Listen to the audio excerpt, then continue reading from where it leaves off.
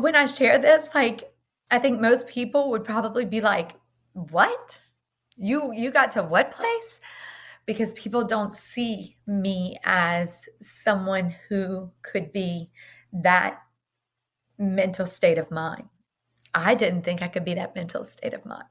But that rug got pulled from underneath me, and any foundation or rubble that I thought I had broken, anything else that was remaining did. And it completely rocked my world. Welcome to Finding My Best Self, the podcast that celebrates the extraordinary in every woman.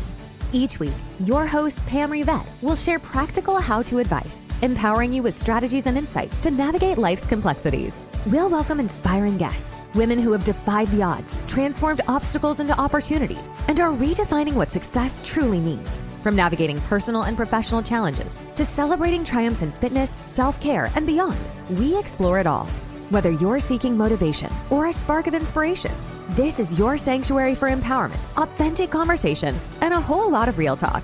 So lace up your sneakers, grab that cup of coffee, and let's embark on this journey together, exploring the lives of women who are making it happen, sharing both the struggles and the victories. Welcome to Finding My Best Self, where every episode is a step towards becoming the hero of your own story.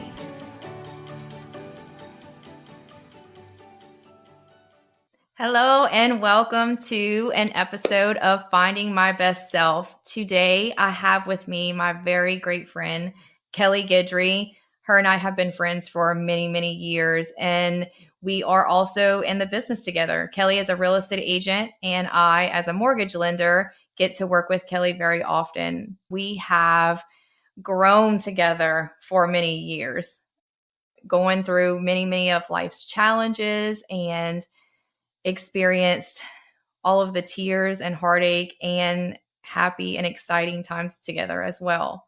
So thank you, Kelli, so much for coming in to sit with me today and chat. I know that you are going to inspire so many people today, being able to share your story with us. So introduce yourself just a little. Thank you so much for having me. And boy, have we come a long way. Lots of life experiences. So Kelli Guidry, located in South Louisiana, mom of 3 amazing kids. I have Jenna, 17, Hunter, who's 12, and Landon, 7. Gosh, thank you so much for having me. And boy, have we gone through some life experiences. So yes, met in real estate. I am a real estate agent. I've been doing that for 18 and a half years. But I'm a mom of 3 kids, a girl and 2 boys, amazing humans that I have the pleasure of raising, that they continue to inspire me and challenge me on the regular. Mm-hmm. And I'm excited to be here with you today. I am so excited to have you here. I really am. Kelli, I think today what I really want to chat with you about is how far you've come with parenting with the kids, because that is something that I admire about you so much, because I know that you do have the different age ranges in the kids, and it's really hard to try to find that balance in parenting all the different ages, because every child, and girls and boys, because they all need to be parented differently at different points in their life. So, and just recently in the last year or two, you did a really good job at working on how you went about handling certain situations that came up with the kids. And I'll let you tell a little bit more personally, with your divorce and how you just really helped to ground them and bring them together, and the little things that you do with the little notes and stuff. Share that stuff, because I think it's so amazing what you've done. I really do. Oh, okay. So I appreciate and receive those words, because I think as moms, like, there's times that we feel like, okay, yes, I did something right. I did a good job. They got it. And, but more often than not, it is, beating ourselves up because we didn't do something right. And, or we feel like we're falling short in some way, shape, or form. And yeah, so as we shoot this, right, it's 2023. I've been super reflective on all things that this year has brought. And of that, even what I'm thankful for. And I'm thankful for the peaks and valleys. I'm thankful for the highs and lows and that divorce. So 10-year marriage and divorce was finalized at the end of February of this year. And that like was an onset for me of really reestablishing who I was.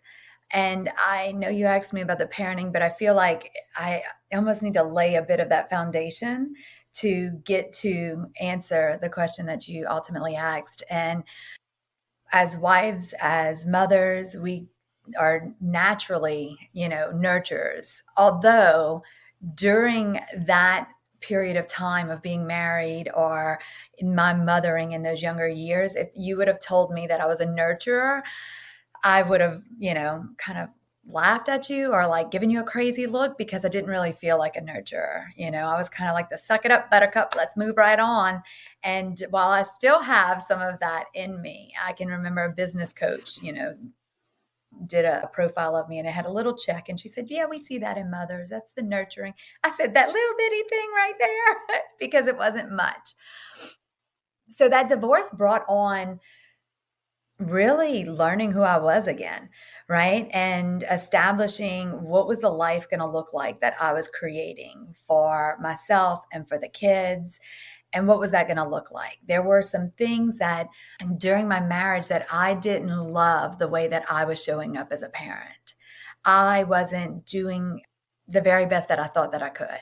Now, some of that comes from because like I have no idea, for example wise, I come from really young parents themselves and they were doing the best that they could, right? And so there wasn't much of a roadmap. And so I felt like I was flying by the seat of my pants without much of example of what to do or how to do it or how to show up. And my kids are spaced out. It's almost as though I have a pattern. They're all 5 years apart. So my youngest is 7. Then I have a 12-year-old. Both of those are boys. And then a 17-year-old girl. And so it's always at these different stages of life. Most recently, my joke is that I did not realize that I was putting myself in teenage years for a decade. A decade. Mm-hmm. So as soon as like my daughter kind of came out of some of that teenage way of being, right, that we all were, and I miss being a teenager. I knew everything. I thought I knew everything. But as soon as she kind of was coming out of that, then lo and behold, the next one is showing signs of that, preteen. And I'm like, oh no, this is what I did. But in that, I also think that with my firstborn and my daughter, she got the mom that was being molded, the one that was learning and growing. Gosh, it's almost like holding back tears, right?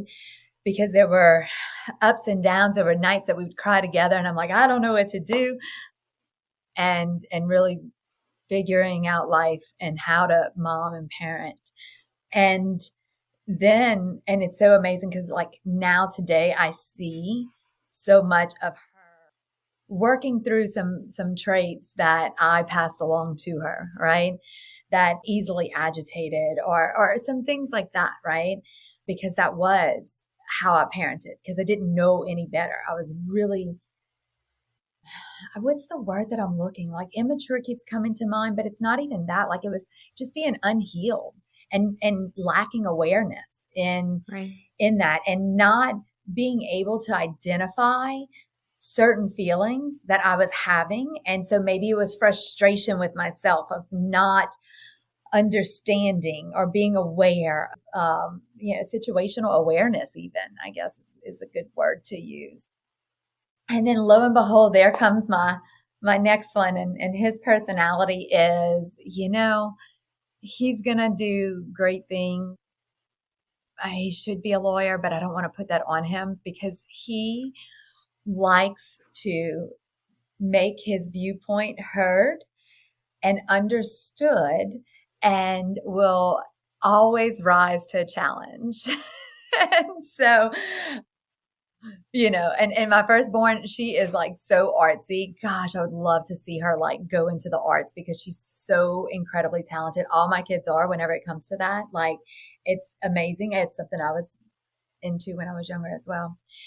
And then the youngest, who the older two will tell you that like he can't do any wrong, he doesn't get in trouble, you know.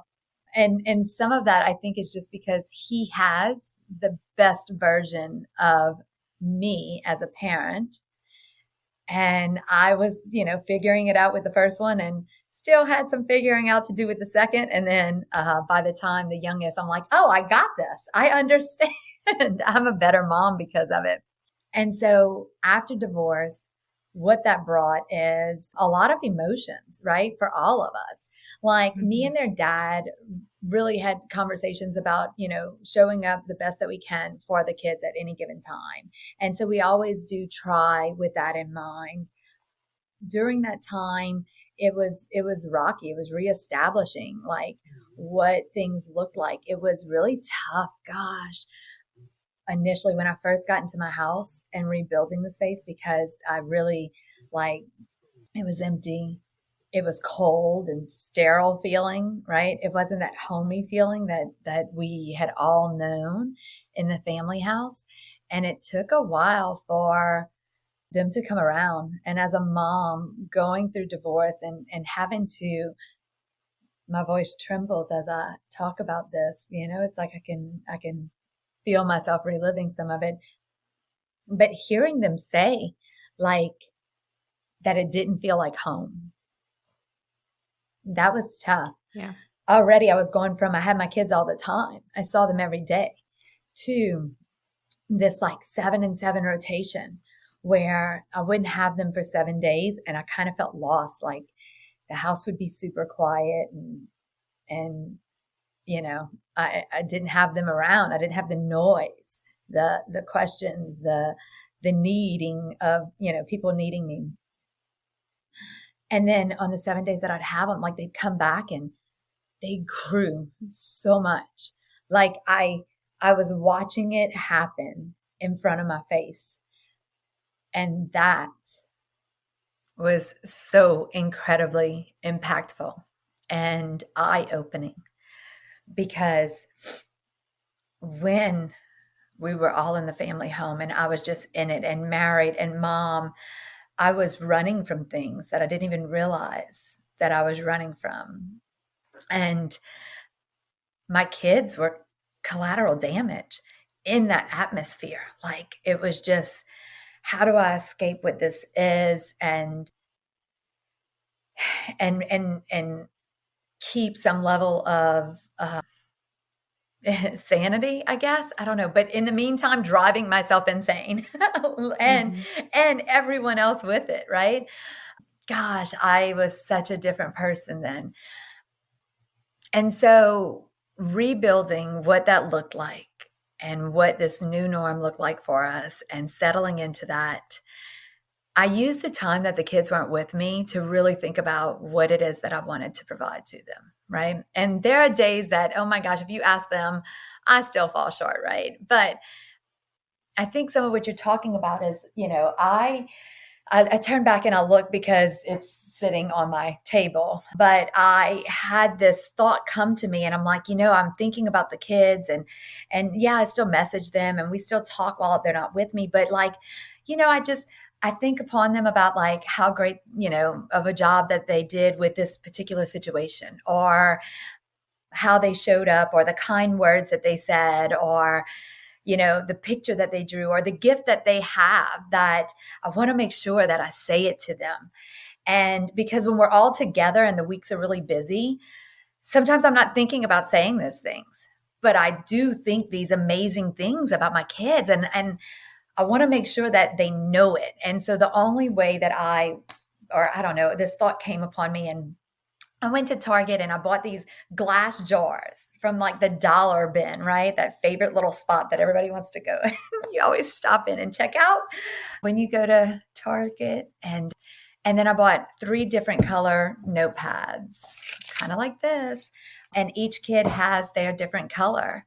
And when they weren't with me, I would, and even when they were with me, like it didn't matter. But I started this as a way to kind of heal me in this new norm, but then also make sure that I was speaking life into them. Because while I'm really good at, like, that's a superpower of mine, is seeing something in someone and making sure I tell them, and like really transferring that energy onto them.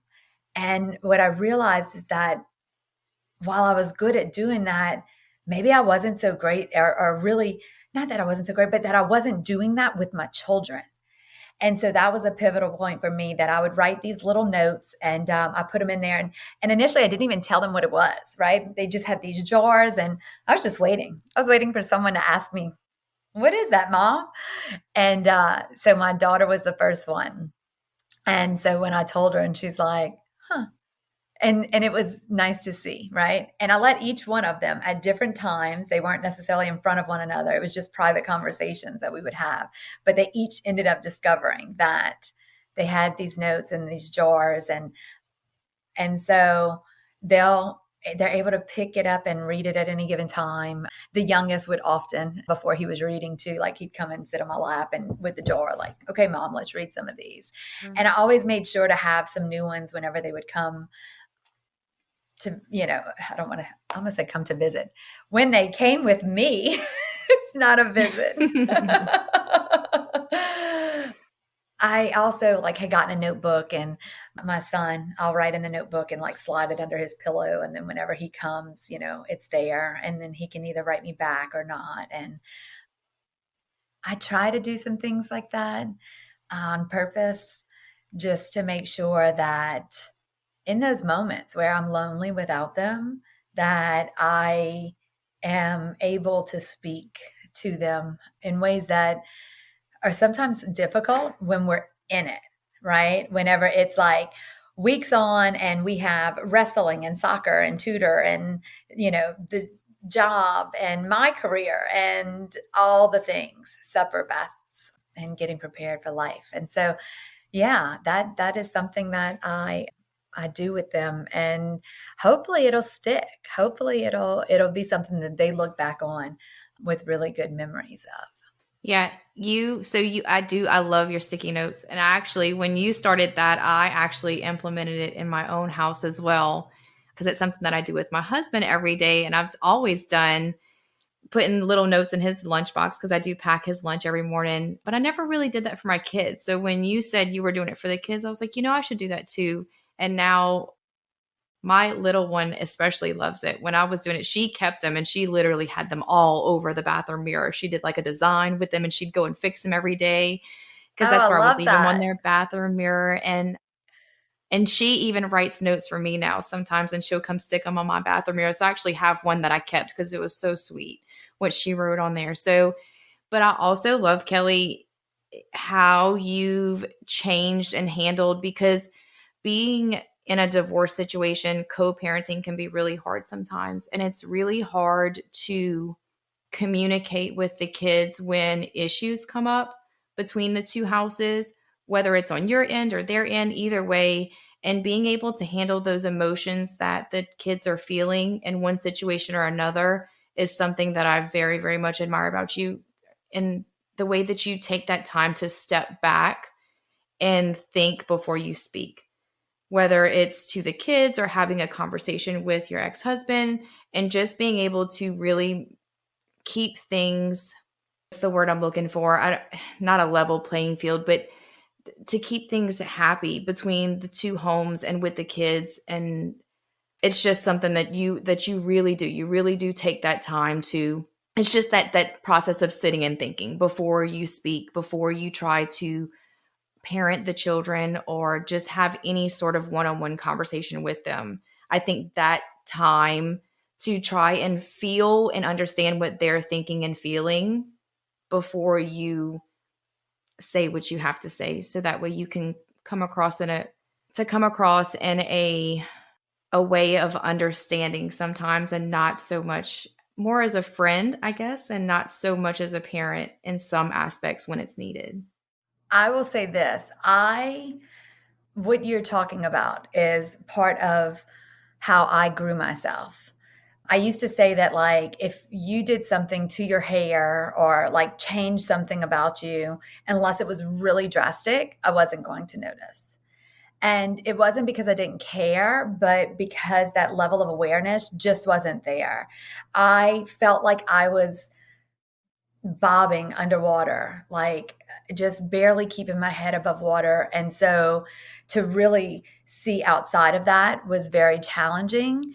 Whereas now, what's so great is like I have learned how to, and I think in those moments, like I didn't know how to feel myself. I didn't know how to feel feelings myself.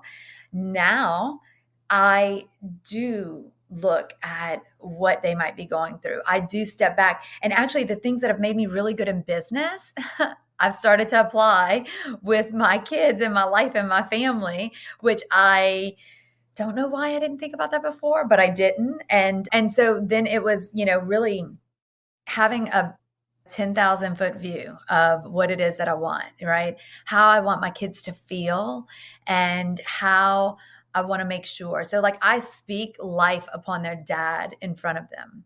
In fact, recently my mom, there was a event for the company that she works for at the local park in Morgan City, Lincoln Park, and a huge event. We look forward to going to that. And we were all in the car. I just said, and gosh, it might have been about cooking, right? Their dad's a really great cook, or it might have been about, hunting or fishing or fixing something. It's something along those lines, right? And I was like, okay, well, I will say this. That is going to be something you should really make sure that you spend time and learn that from dad, because he's amazing at that, way better than mom is. And Yes, I just please. said that very naturally. Well, because like he is, right? I've had to learn how to cook. I didn't know how to cook. I didn't even realize what I had done until afterwards. My mom would go drop the kids off after we had had our day. She dropped me off, then dropped the kids off. And afterwards she called me and she said, Kelli, I just want to tell you, like, I thought that was so great that you did that with the kids. And like, I didn't even, it wasn't even something that I was, It it's wasn't now become intentional. second nature. Right. Well, it was intentional, right? Because I do purposely want to say those things. I want them to remember me speaking really good about their dad, because I'm a child of divorce. I ended up in therapy because there were times that my parents didn't speak highly of one another. There were times that they spoke through me to deliver messages or whatever. And I want to take that experience that I had and make sure that I don't pass that on. Right. And so while it's intentional, the cool thing is that we can start off doing something intentional, but then it just becomes second nature. And it becomes where like it's just part of us and who we're doing. And like that is the amazing thing, that once you learn that, you create that habit, you set that intention, you're very focused on making sure that you do that. You know me well enough that I self-correct my talk, and have for many years now. I go to say something, I'm like, wait, no, let me reframe that. And I reframe it in a way that is more suited for where I'm choosing to be and where I'm choosing to go and who I'm choosing to be. Right. And so, yeah, it's important for me that my kids know that. Now, you given me a lot of credit earlier too. And as you were doing that, I'm like, whew, I don't know. If you ask, if you ask their dad, he might be like, that might not be the case. So, but I do try to show up as best I can with faults, and I'll own my faults.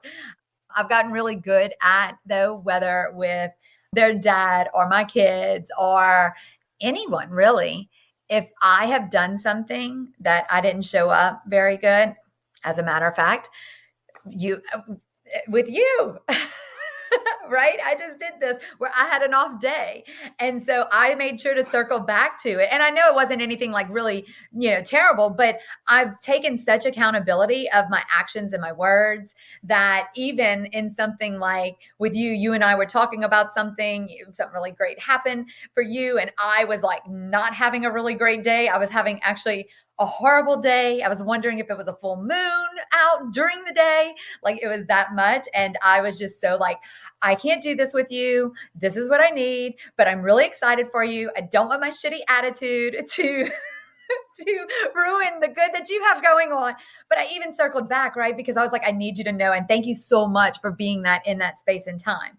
And so I may show up in some kind of way, but I'm very much, even, my daughter, before they left this last go round, there was some tension there, right? But before she left, I sat down and I was like, hey, I really didn't like all of that, right? That's not how I want to be with you. It's not how I want to show up. And so that was that part of me, them seeing my humanness and trying really hard. Whereas there was a point in time where I really feel like I had a veil over my eyes and that I couldn't see things for what they truly are and what the true purpose of it was.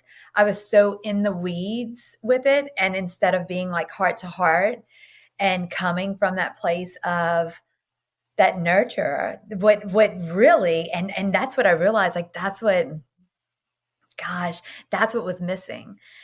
That's what I was meant to get reacquainted with. And I say reacquainted, but to find and to use that as my guide for where and who I want to be. At the end of the day, it's, I guess, again, because I know you so well, it's just the growth that I've seen. Obviously you as a person as well, you have grown as a person leaps and bounds since I first met you many, many years ago and grown in so many amazing, beautiful ways. But just in your parenting alone, I've seen so many changes. And I commend you on the changes that you've made and the things that you've done and the practices that you've put in place at home, even when your kids are away from home, that it's just that awareness. It's being aware and being intentional in your thoughts and your words and your actions with them is so important. I was trying to think, because you just said that, how long has it been, right? We're 2023. How old were the kids when we met? We were introduced it wasn't long after we had moved back. So it had to have been in 2008 or 9. Yeah. It's been like a while. And I think that I just wanted to really wrap my head around that, because we've experienced a lot of life. You've experienced me as a young mom, right? Still trying to figure out some things. And then, through the other two, because I don't even know I'd had Hunter yet. I don't think I had my middle yet by that time, because I didn't have him till 2011. So, and then we were pregnant at the same time for the youngest two. The younger two that we both have, we were pregnant around the same time. So we both went through, being married in, what's the word I'm going to look for? Divorces that had a lot of friction, or marriages that had a lot of friction, and then went through divorces together and children, just a lot. There's been a lot of, career changes, or if not career changes, company changes, and just a lot. There's been a lot of life that has been lived. So we've seen and experienced a lot. This episode is brought to you by MBS Fitco. Excitement is in the air at MBS Fitco as we prepare for our upcoming launch. We're introducing a line of premium activewear designed to seamlessly fit into both your workout routines and daily life. Our versatile collection is perfect for your workouts and equally suited for your day-to-day tasks, ensuring you look and feel your best, no matter the occasion. It's not just clothing. It's a commitment to self-care and embracing your best self. Be the first to experience the fusion of style, comfort, and functionality. Subscribe to our VIP list and follow us on Facebook, Instagram, and TikTok for insider information and exclusive perks available only on our launch day. Dive into the show notes for all the links you need. MBS Fitco is more than just activewear. It's a lifestyle. Join our community and be part of our exciting journey from day one to celebrate fitness, self-care, and your hero within. Don't just wear it, live it. All right, now let's dive back into this episode. So I know I talked with you about this beforehand to make sure it was something that you were comfortable with sharing, but can you share the most pivotal moment that you feel that you've experienced in your journey thus far to finding your best self? And so when you ask the question like that, there's several things that come to mind, but I'm going to speak about the one that is most recent, because when I reflect back, it's so interesting because there are these like benchmarks that I can clearly identify as, being something that was life-changing, and for the good, for the bad, and just whatever. And everything that I go back and think of, it usually is something that like rocked my world. Those pivotal changes don't come from when things are really great and it's easy. Like Or even the little things that happen that you're like, well, man, that sucked, but then you can just kind of pick up and move on. But there are, and yes, and so I should have said that it your most recent pivotal moment, but there are those moments that we face all throughout life when it's like, when you hit that hard why, that hard, like it's here you are, like you just hit the, like, which way are you going? And there, like, you have no other option. So I mean, I had a couple of those. I had that in my marriage, which ultimately ended up leading to divorce. And so then there was already that of going through and figuring out. I really felt like my back was up against a wall and I blew everything up, and that needed to happen, right? But in doing that, I still didn't know exactly who I was. And I still was figuring out that part. And in this new life and with this new foundation that I was building, I was very aware, though, that I had broken up all the foundation that was there. Like every bit of it, it was, rubble. And it was my responsibility that, like, here's a clean box. What are you going to do with it? And I was still running a bit of like this hamster wheel rat race and some old programming that I had like held so tightly to at one point in time. I feel like in my old life that I was trying to impress, that it was like this keeping up with, and it's almost like I had elevated so much so in a way that wasn't healthy, almost like this ivory tower, forgetting who I was, before that point in time in my life, and almost trying to like remove myself from who I once was, or the trials and tribulations and the hardships and the, poor decisions or experiences that I had at that time. And so one of the things and what it is that you and I had kind of briefly spoke about, and I said, I'm going to share my story. I'm now like 19 months sober. And all of that came about.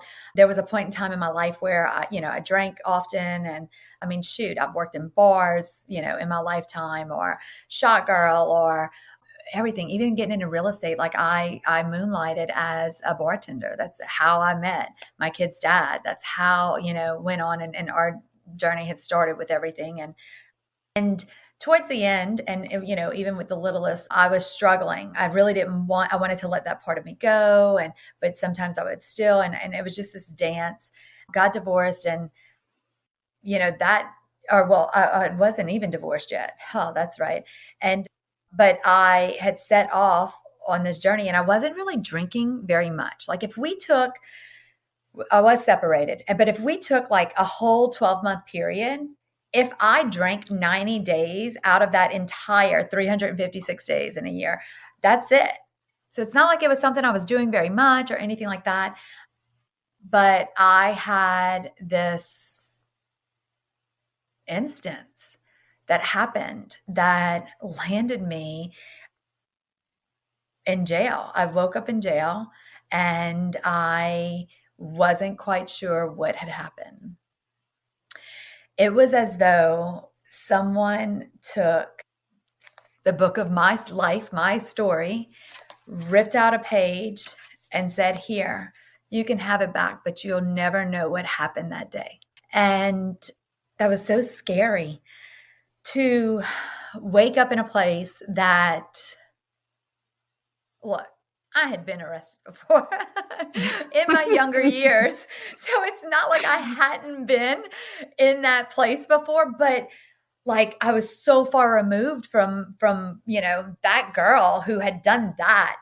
And so then as I'm getting ready to like figure out, like I couldn't even figure out anyone to call because the numbers in my mind like were jumbled and the only number I could remember was my ex's. And I was like, I'm not doing that.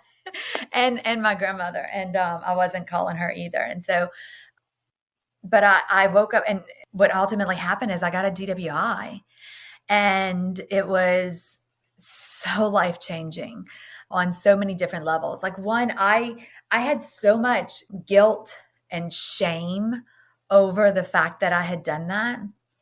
And then I had no recollection of what even happened. Like even, I asked my attorney, I'm like, can I read the report? Can we get the report? And he's like, are you sure? And I did because like it's like I was trying to piece together and still all this time, it's just, it's a black out memory.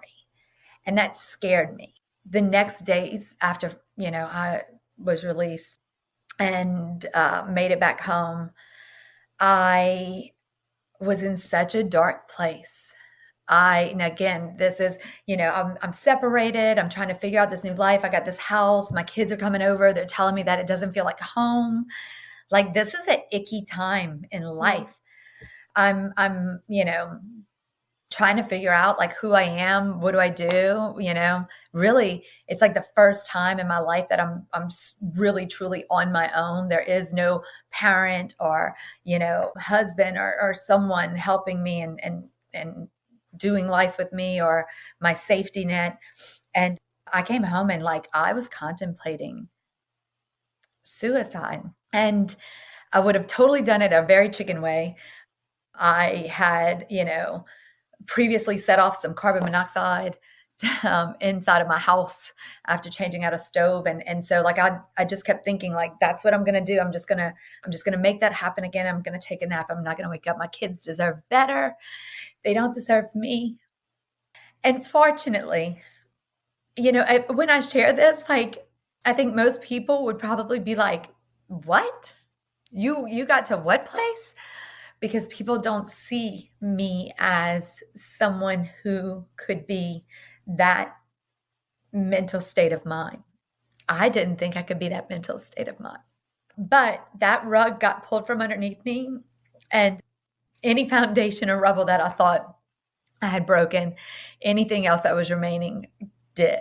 And it completely rocked my world. So then I had to figure out what that looked like and rebuilding that. And so fortunately, I didn't make the decision to do anything stupid. And I had some really great people that were put in my path to have conversations with. And they're like, Kelli, it's a DWI. Calm down. Like this is, yes, you could have hurt somebody, right? I don't recommend it. But the fact of the matter is that I didn't hurt anyone other than myself. And it was a huge wake-up call for me. And then the blessing was that, I hadn't hurt anybody and that I was granted this opportunity to really look at this instance and decide, what am I going to do with it? And it was the best thing that could have happened to me. I didn't set off to say like, I'm never drinking again.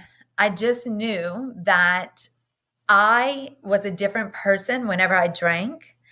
And I was committed to figuring out who I was without it at all, because I didn't do it that much anyway. And what I learned through that is that the things that I thought alcohol gave me, right? because I had already like worked off of not being the person who had a rough day and is like, oh, can't wait to get home and have a glass of wine. Like I hadn't been that person for a very long time. So I had already worked through that part. But there were times that it was almost like, well, I haven't done that in a while. So let me go and partake. Right. But I would start drinking and like I have no off switch. And then I'm, short and small, but I'm feisty in that, I drink that and I think that I'm invincible and I'm going to see the sun come up and then I'm going to pay for it for 2 days later. And I already was in a point where like when alcohol was in my system, those next days getting it out, my body would shake like that.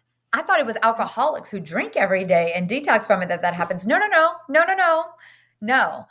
That was a clear signal to me of like, that is poison. My body sees it as poison. And so why, if I loved myself, would I do that to myself and then end up with a result like I did, right? And so this is my personal journey. Sometimes I feel like when I tell people that I don't drink, they're like, oh, and that I feel some kind of way. Everyone gets to make their own decision for what's good for them. This is what my experience was with it. And I wanted to figure out who Kelli was, who just didn't have a drink. And so then I started doing some things that like, I realized that I was fun. I could be in a party or, like social atmosphere and, whether it was conferences that I went to that they had, these welcome nights or these like wrap up parties or whatever. And I could go and do that and have my like water and lime and, I'd add it in there because it made me feel good. It wasn't really about anybody else, but it was just, it made me feel good to kind of feel like I was like festive and doing whatever. But then I was tired when everyone else was tired and I wanted to go to sleep when everyone else wanted to go to sleep. And then the next day I felt great and everyone else may have felt differently, but I felt great. Right. And that was awesome. And I was fun and I was clear headed and I was able to start seeing things really as they were.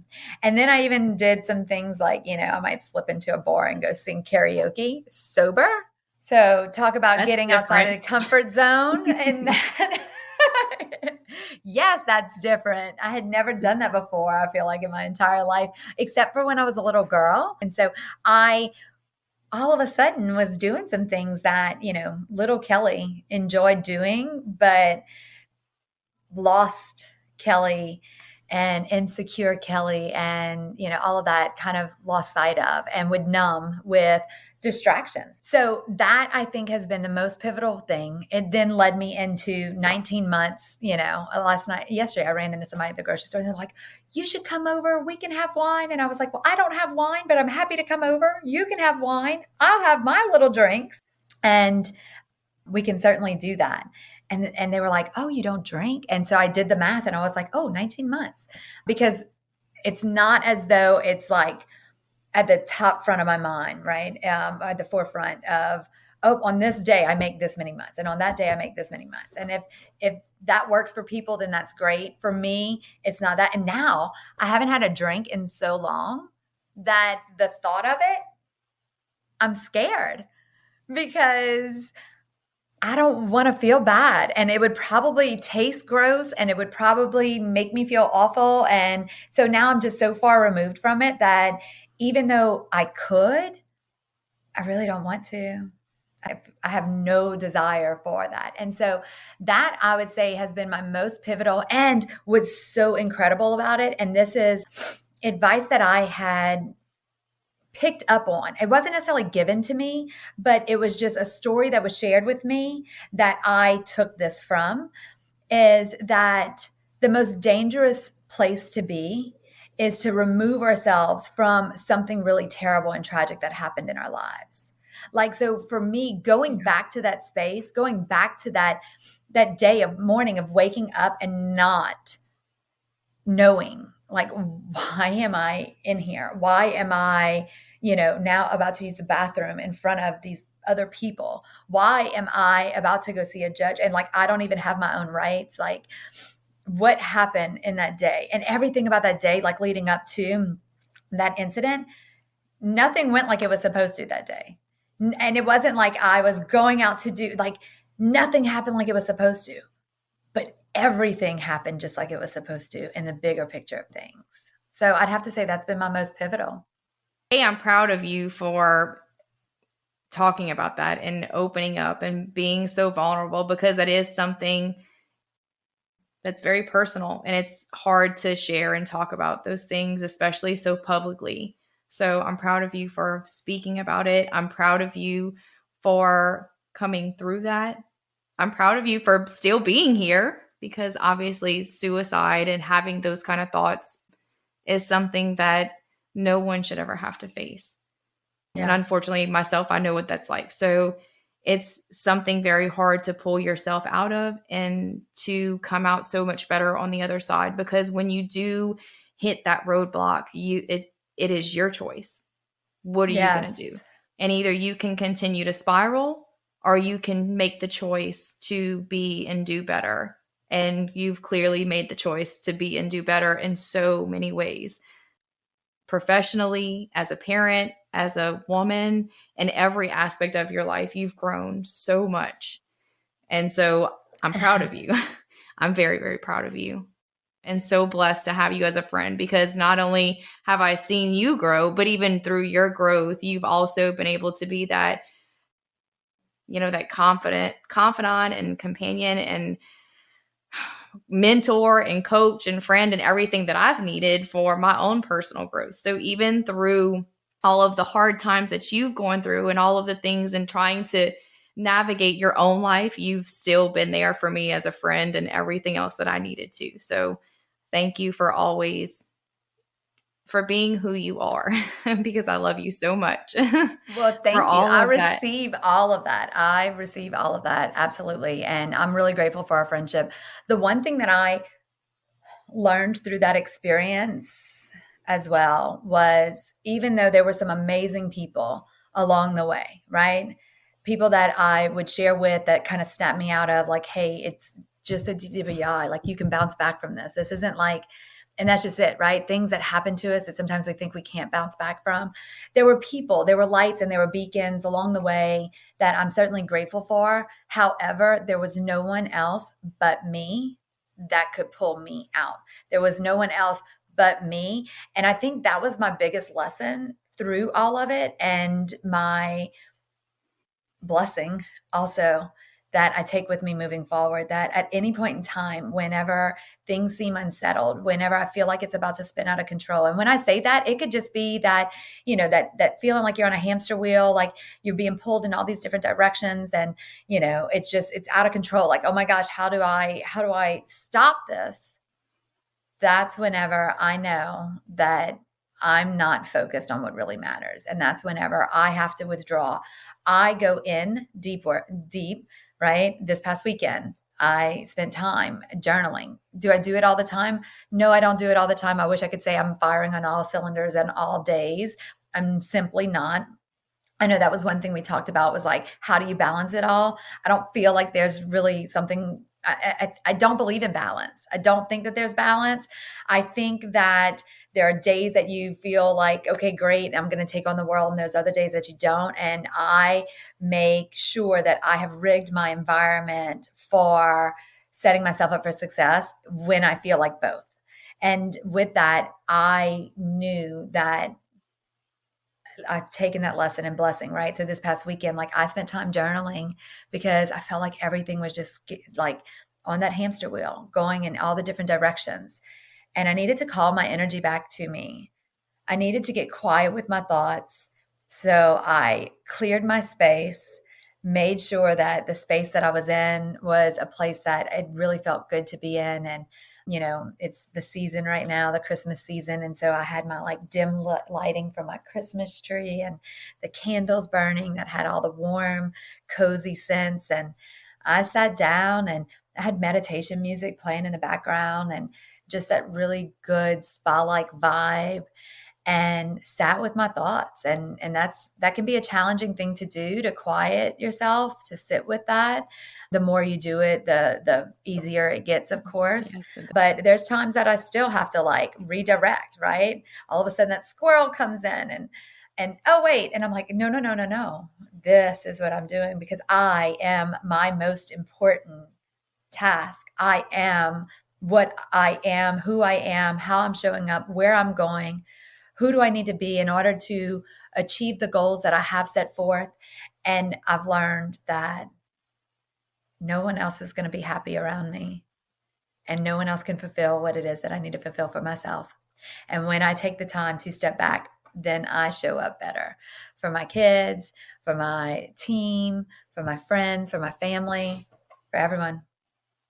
It's really good. Yeah. It's good lessons.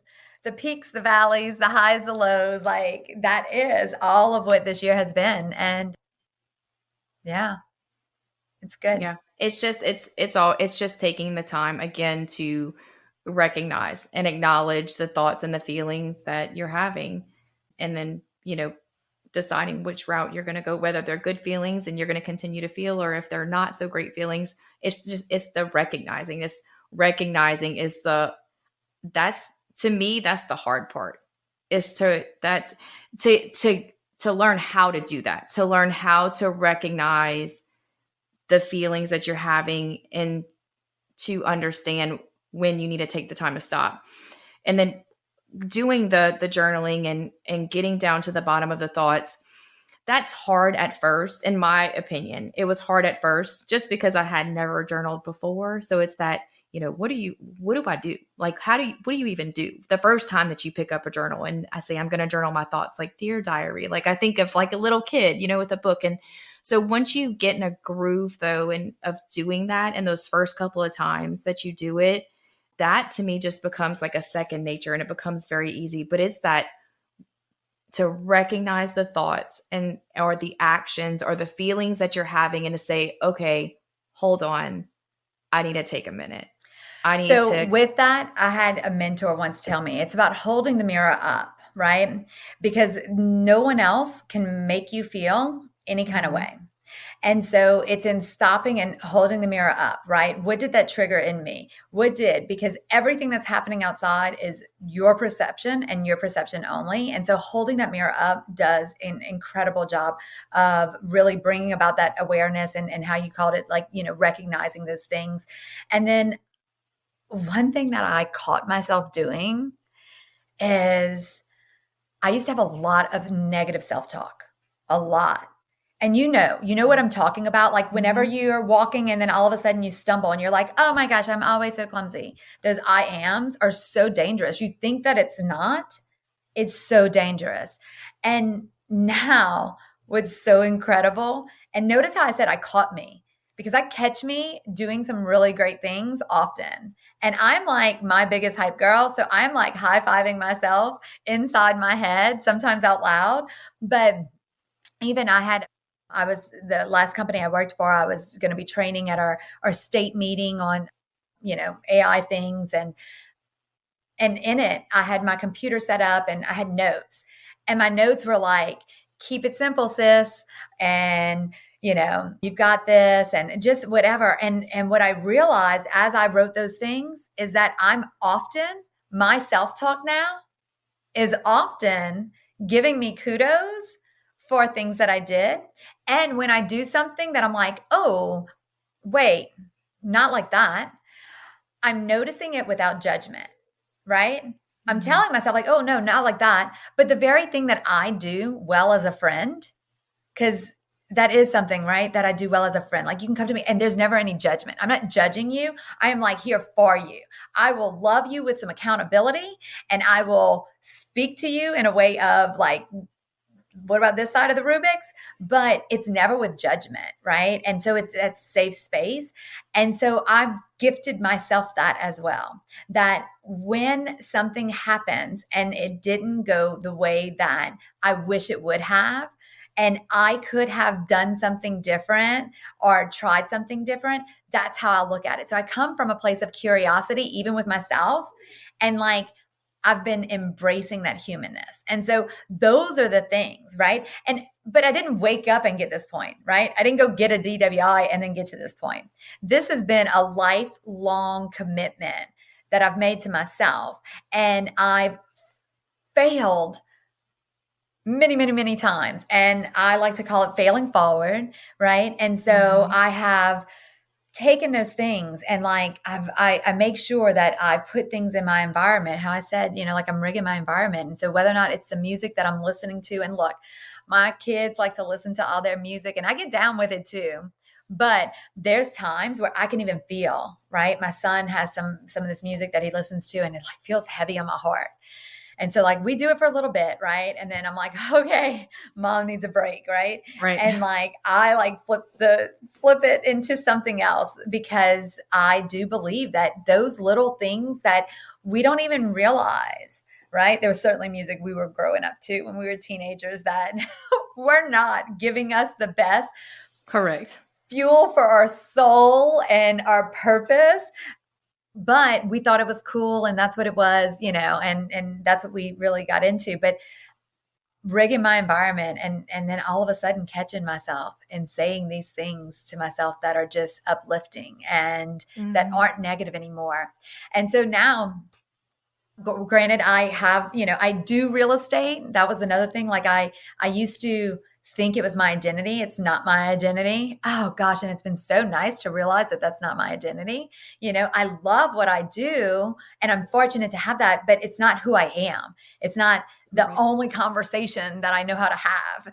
And I really enjoy when I'm having conversations that are something completely opposite of what it is that I do for a living. Right. And these heart to heart connections that like ignites me and fuels me in a way. And so even it's why I, created our night. We had our ladies night in, right? That enchanting night and very soulful night, and bringing about something together like that and bringing that forward. And because I have been so incredibly blessed with this awareness, with this positive self-talk. I've taken something that was, most people, in fact, I had a dear friend who's known me for decades that commended me and said, you, like the past that I had, you turned your life around and you changed, like you completely flip the script in the place that you grew up in. Like most people have to move away and go recreate themselves. You did that. I recreated myself, and I've had so many different versions of Kelli. I like to call this one Kelli 2.0. And it is, and I'm embracing all things Kelli 2.0. This has been the best version of myself.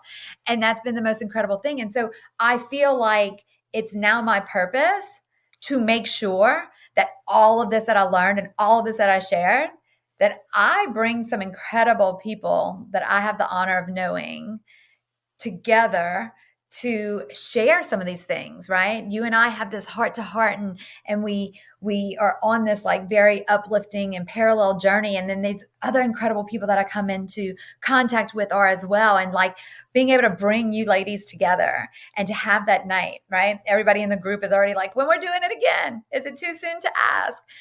And that just confirms for me how much that's needed and how much it's my responsibility now to share that, my story, and all that is with the world that I can impact, right? Correct.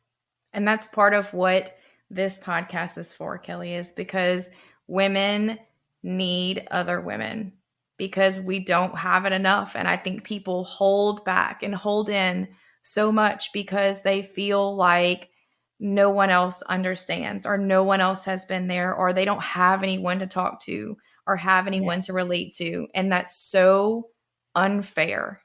That's so unfair in life to not, or to feel like you don't have someone. And I feel that, even if it's through a podcast and if it's not even a one-on-one, but so women can have that story that they can relate to in some way, shape, or form, to know that they're not alone, is what means everything, is to be able to bring women together. And I do want to, and I want to go back just a tad before we close up, because I have one more question for you that I want to end off with. But I do want to bring up, because we were talking about the whole no drinking thing, every time I tell someone about our drinks that we like, they're like, I didn't even know this existed. So I want to share, and this is not sponsored in any way, shape, or form. I am going to talk about it because I believe in them and love them so much. And I know we drink different ones. So for anyone who has quit drinking, or maybe wants to quit drinking, or maybe just wants to cut back on drinking, or if you just want to try them just for fun, there are many types of non-alcoholic beverages out there, many different brands. But I know that we've tried so many of them at this point and kind of picked out our favorites. I personally like the Hiyo, Hiyo, and they have a few different flavors. They're filled with nootropics and adaptogens and something else. But it is a non-alcoholic seltzer that helps to just kind of make you feel, I guess it's just that chilled out feeling, just that, how do we equivalent? We say maybe like having a glass of wine after drinking like one or two of them, just that feeling, not a sensation of having a buzz or being drunk or anything like that. Right. It's just that it's very relaxing feeling. So I like to call it sober conscious, right? Because there's most certainly some people that are like toying with the idea, or like they just want to be more conscious about what's happening with that. I know for me, my favorite is Yoro. I hope I'm saying that right. It's Yoro. They're actually, from the New Orleans area, and there's two of them. One's called Surf and one's called Surge. So the effects are a little bit different. Very bubbly. The ginger pineapple or pineapple ginger is the one that I like, and that's the Surf. So for me, it takes about 3. And then there's some sort of like herb in there. It has the nootropics and the adaptogens in it as well. And Redolio, or I don't even know how to say it. But for 3, all of us, like after I have 3, I get a little bit more relaxed and giddy. Like I just kind of laugh. And I don't know if it's like the placebo effect or if it really is what's in there, but I like it. I also like Little Saints, but I love just playing around with the different flavors and the different brands. And I've tried hop water, and there's all kinds of them out there. Instagram and all that hear me. And so they like constantly put different brands in front of me to try. There's one Apothecary that I like really, it's been, on my radar to try as well. So yeah, I think those are great. And even at our, my women's event that I did and hosted recently, had several different versions out for everyone to try. And they were just like, I've never heard about this, didn't even know this was a thing. And yeah, I mean, sometimes I put my drinks in like a wine glass to be fancy. And it's not to like imitate that, but the one thing that I learned for a while, I used to be like, oh no, don't do that. Don't use this. Do that only on a special occasion, was like, today's the special occasion. I'm a big deal. I want to feel fancy right now, right? And so I'm going to drink my, my Euro non-alcoholic beverage out of a fancy wine glass because I can. Right. And that kind of energy, that kind of flipping around. Yeah, all that does something. Like it's almost like just reaffirming to me how special I am. To me. And it's just that love, that energy and love that I can create within myself. And sometimes I feel like I'm a Care Bear with my light shining out onto people, because I just love where things are at and going. And even on the hard days, on the things, I really just look at life at like, okay, what is it trying to teach me right now? This is just, it's just a moment. It's not forever, and something is going to be learned. I'm going to take something from this. Correct. There's always a lesson in it. There's always a lesson. Yeah. All right. So before we close out, I have to ask my one question that I'm going to ask at the end of every interview. I'm going to make everyone answer this question because I love it so much. What does finding my best self, the woman beyond the cape, mean to you? What does it mean to be the woman beyond the cape? I really think that it's just a lot of what I talked about. Understanding that I'm human, loving me in all my humanness, and being very introspective on creating that love and energy that I needed when I was a little girl, or a teenager, or these different phases of life that I didn't feel like I was receiving, or maybe in how I was showing up. I wasn't even showing up for my own self in those moments. And so that level of awareness and being able to generate all that it is that I need to go out there and perform at high levels in different aspects of my life, and to show up, right? And just really in all that humanness. And instead of thinking that there's some sort of like bar or standard or totem pole that somebody else is holding up that I need to be, I'm just not. I'm not very traditional. What does it mean to be the woman behind the cape? It means that as long as I can look myself in the mirror and I can be happy with the woman that stands there before me, that's what it means to me. That's what I'm striving for. That's great. I love you so much. Thank you so much for being on my podcast with me and being my first interview. I guess I'll say that. This is my first interview podcast. So thank you so much. And I'm going to say it again. I am so incredibly proud of you. I am so blessed to have you in my life and to call you my friend. So thank you for being here. I love you, Pam. And thank you so much for having me. I wish you the best of luck. I know you're going to do amazing things, and I'll be tuned in, cheering you on. Thank you. I love you. Love you. As we wrap up another episode of Finding My Best Self, I want to extend a heartfelt thank you for joining us today. You being here makes the journey much more meaningful. Remember, every step you take, no matter how small, is a leap towards discovering and nurturing your best self. If you found value in today's episode, please feel free to subscribe to the podcast. Your subscription helps us reach and inspire more amazing women like you. And if you could take a moment to leave us a review, it would mean the world to us. Your feedback not only supports our growth, but also helps other women find this empowering space. Don't forget to share this episode with a friend, family member, or fellow hero in your life. Every share spreads a little more empowerment and inspiration. And for an extra dose of motivation and community support, don't forget to sign up for the VIP list for MBS Fitco. By joining, you get exclusive access to our premium, versatile activewear and fitness essentials, carefully designed to inspire and accompany you on your self-care and fitness journey. Follow us on our social channels too for daily inspiration and a peek into our latest collections. You'll find all the details and links in the show notes. Joining our VIP list is more than just a subscription. It's your entry into a world where fitness and self-care are celebrated and every step towards wellness is cheered on. So until next time, keep shining, keep striving, and keep celebrating the extraordinary woman you are. Thank you again for tuning in to the Finding My Best Self podcast, where every story is a step towards finding your hero within. We'll catch you next time.